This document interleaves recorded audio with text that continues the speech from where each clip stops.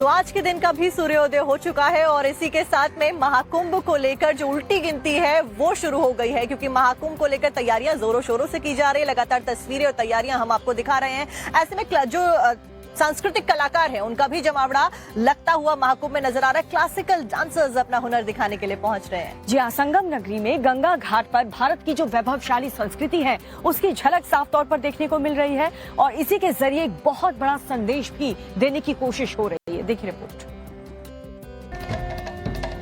महाकुंभ में साज सजावट, साधु संतों और अखाड़ों की राजसी पेशवाई से प्रयागराज की छटा तो भव्य लग ही रही है। अब उसमें शास्त्रीय कलाकारों ने भारत की गौरवशाली सनातन संस्कृति को और अनुपम बना दिया है। शास्त्रीय कलाकार अपने कला के जरिए गंगा घाट पर लोगों को भाव विभोर कर रहे हैं। प्रयागराज में संगम घाट पर शास्त्रीय संगीत की धुन गूंजी।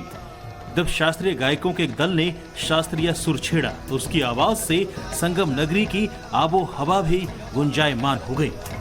कलाकारों ने अपने संगीत और नृत्य के माध्यम से इस आयोजन के आध्यात्मिक और सांस्कृतिक महत्व को साझा करते हुए गंगा नदी को स्वच्छ रखने के महत्व पर जोर दिया।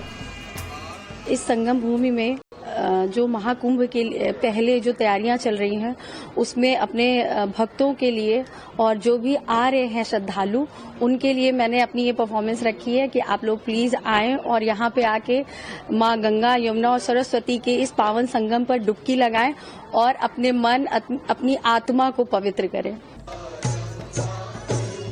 शास्त्रीय कलाकार सिर्फ अपनी कला का ही प्रदर्शन नहीं कर रहे हैं, बल्कि प्रधानमंत्री नरेंद्र मोदी के मिशन और सीएम योगी आदित्यनाथ के सपने को साकार करने में भी लगे हुए हैं। शास्त्रीय नृत्य और गायन के जरिए स्वच्छता का संदेश भी कलाकार दे रहे हैं। कथक डांसर वर्षा मिश्रा की तरह बनारस घराने की शास्त्रीय गायक ऋषि मिश्रा भी स्वच्छता का पाठ अपने गायन के जरिए दे रहे हैं। गंगा नदी की स्वच्छता बनाए रखने के महत्व की बात कर रहे हैं। क्लासिकल सिंगर ऋषि मिश्रा ने कहा कि जितनी जिम्मेदारी सरकार की है उतनी ही जिम्मेदारी भारत के लोगों की भी है।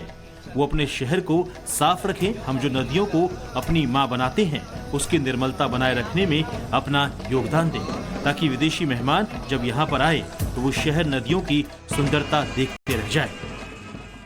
इस महाकुंभ के अवसर पर आज हमने अपने गीत और भजनों की प्रस्तुति दी है यहाँ पर संगम किनारे पर, और आप यहाँ का वातावरण देख सकते हैं कितना सुंदर, कितना खूबसूरत और कितना स्वच्छ है।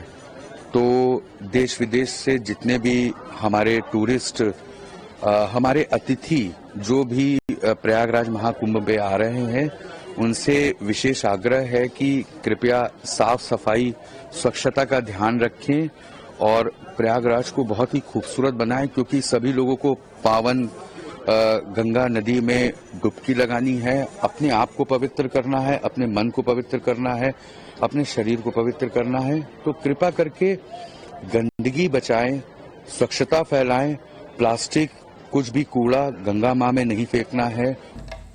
महाकुंभ की सुंदरता बढ़ाने में शासन और प्रशासन भी पीछे नहीं है। टूरिस्टों और श्रद्धालुओं के आकर्षण के लिए भव्य पार्क बनाए गए हैं, जिससे महाकुंभ की सुंदरता और अद्भुत हो गई है। हर तरफ सनातन की झलक और छटा दिखाई दे रही है।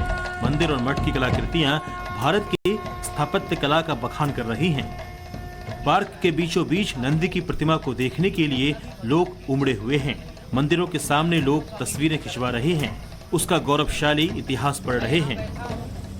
महाकुंभ की भव्यता से प्रयागराज जितना दिन में मनोरम लगता है, उससे कहीं ज्यादा इसकी सुंदरता रात में भी देखने को मिल रही है। ड्रोन वीडियो में साफ देख सकते हैं कि कैसे संगम नगरी रोशनी से नहाया हुआ है। रंग बिरंगी रोशनी से पूरा प्रयागराज प्रकाशमान हो गया है।